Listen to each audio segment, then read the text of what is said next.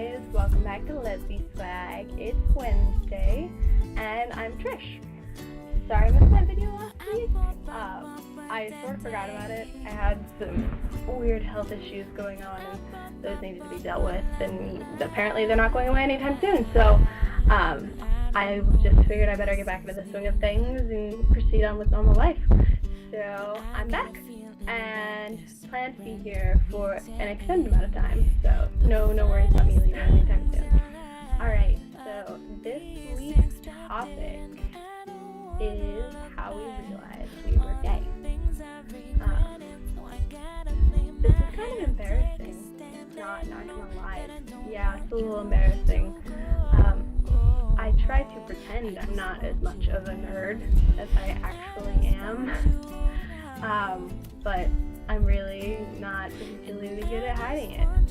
So you know what, I might as well just get over that and get on with the show. I realized I was gay when I was like 13, because it was October of my 8th grade year. I realized I was gay because I started reading fan fiction and Femslash, and I was really, at the time, I was kind of obsessed with Wicked, the musical, which, if any of you are familiar with that show and the fandom that follows it, has some huge girl followers and ships, and it's a little nuts. Like, looking back at it, I'm kind of just like, wow, that fandom was ridiculous in a sort of weird but good way. It was cool. And I'm just now realizing that I'm wearing the same shirt I wore in my last video. Woohoo! Fashion fail.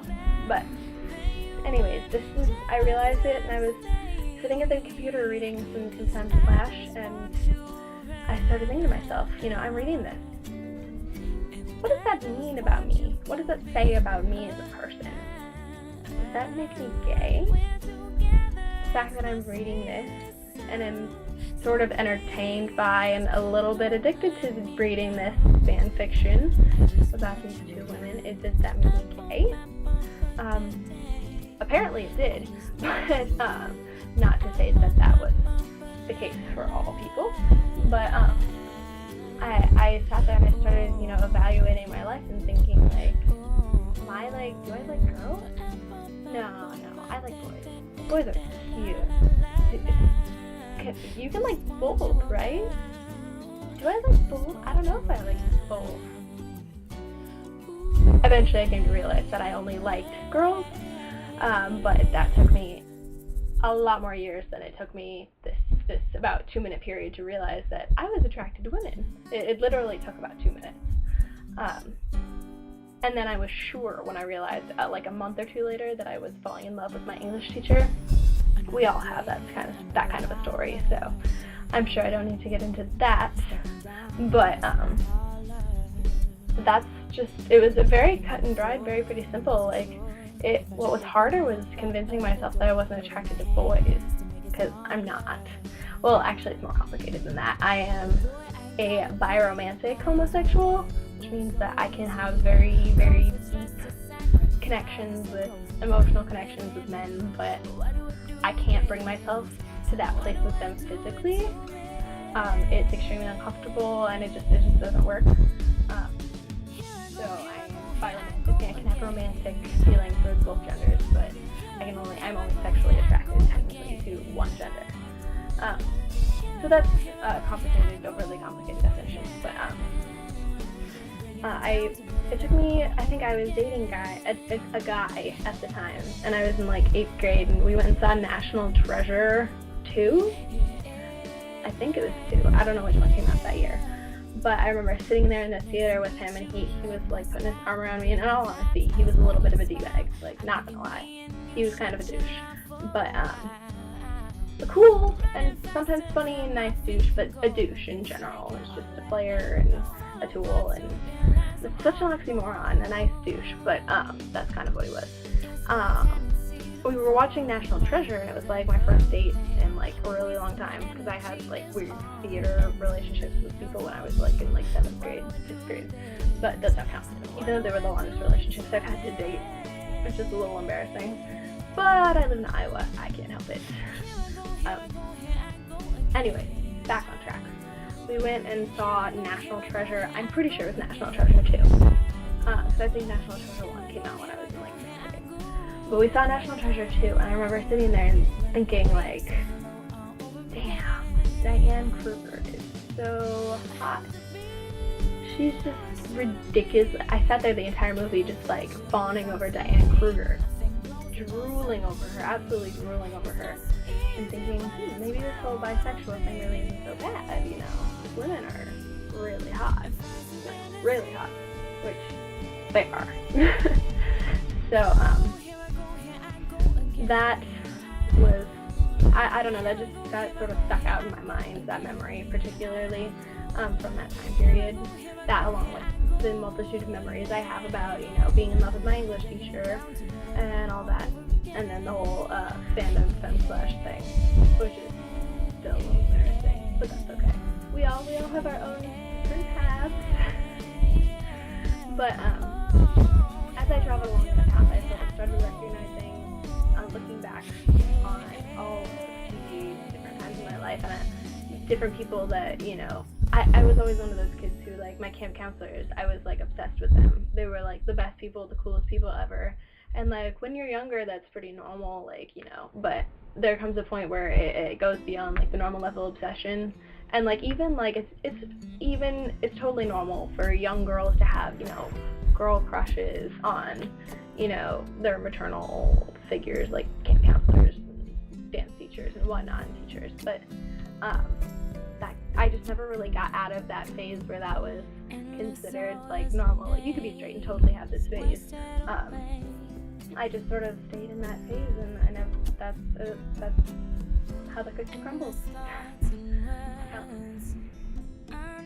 It wasn't really hard for me to accept that I liked girls, but it was more difficult for me to accept the fact that I didn't like guys, because that was so, like, the norm, and I was always very, very girly, and I just sort of, you know, did what everyone else did, and I was very effeminate and pink, sparkly, fairy princess, Barbie doll playing girl, but as far as guys went, I just sort of went with the crowd. Like, whoever my friends thought was cute, I thought he was cute too.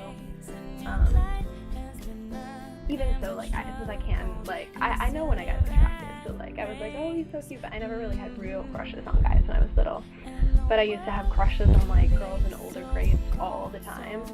Like, oh gosh, there were these twins who were in show choir, and they were like 2 or 3 years older than me, and I wanted to be in show choir so bad. And I just thought they were absolutely the coolest thing ever. And, like, if they even spoke to me, I would just, like, freak out. And looking back, I was like, wow, that was the biggest crush ever. Like, that was a huge crush. And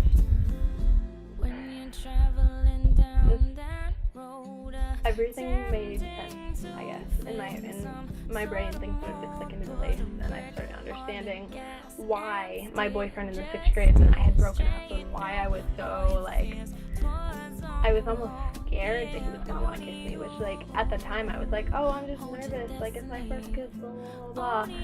But it was, like, nervous to the point where I didn't want it to happen, and I would, like, not talk to him because I didn't want it to happen, and I was so worried that he was gonna, and then that's why he broke up with me, is because we didn't talk for, like, a week after we'd had, like, we went to a theme park in my city.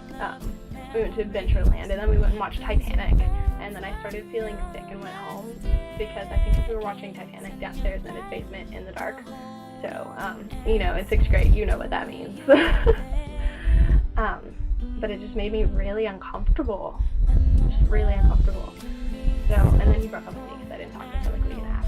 I actually vividly remember being on AIM Instant Messenger and pretending that I was my cousin because I didn't want to talk to him, but I was talking to someone else on AIM.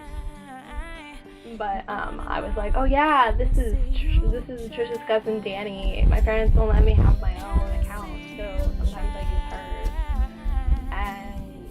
that, which was a load of bullshit, obviously. Danny, if you ever see this, which I doubt you will, hi, love you! But,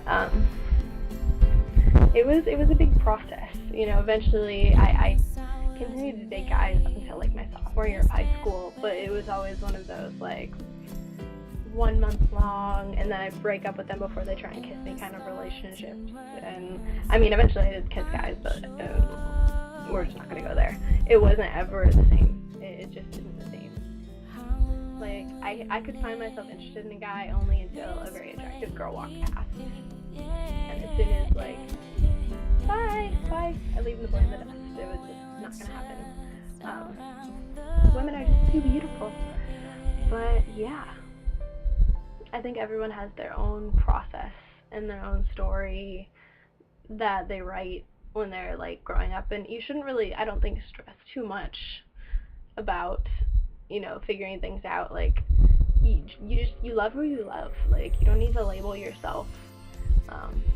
If you have the compulsive need to, you know, try and relax and realize that, like, things will come together. Like, things will start making sense. It'll take some time, but it will. And you are you. You're not anyone else. You have your own thoughts, and, you know, you're attracted to your own different types of people, and no one else is gonna, you know, realize they're gay the exact same way you did, or, you know, come to terms with their sexuality the exact same way. So I would suggest that if you're looking for some sort of, I don't know, when I was trying to come to terms and, like, understand myself, all I did was, like, search for people who were, to talk to people who were like me, and resources. I sound like a guidance counselor. I wanted resources, like books to read about girls who liked girls, and, you know, I did talk to people on the internet, and that was the biggest help ever. Like, we really have. So we know what you're going through. And I think it's a huge help. And also, like, you can find movies online, on Netflix. There's a whole gay and lesbian section on Netflix, and there's a lot more resources out there now than even, I think. I mean, look at Pretty Little Liars, Glee. Back when I was questioning my sexuality, like, there wasn't anything on TV. There was the L Word, which we didn't have, and I wouldn't have been allowed to watch anyways. And then there was, like, South of Nowhere, which was on the N, which I don't think I ever watched. I watched it, like, once, and I didn't think twice about it. But you have a lot of resources, so use them and talk to people. Talk to me, any of the lesbswag girls. You know, you have us as wonderful fonts of information, and we're always here to help you guys out. And wow, this video is getting really long. I should probably wrap things up. Just be true to yourself. Don't try and kid yourself into anything, or, you know, talk yourself out of anything. You know, you don't need to stress about that right now. Just be, just live, and love, and laugh a lot. Anyways, I will see you guys next week, and don't forget, you can talk to me anytime you want, or any of the other lesbswaggers, or whatever, and I love you.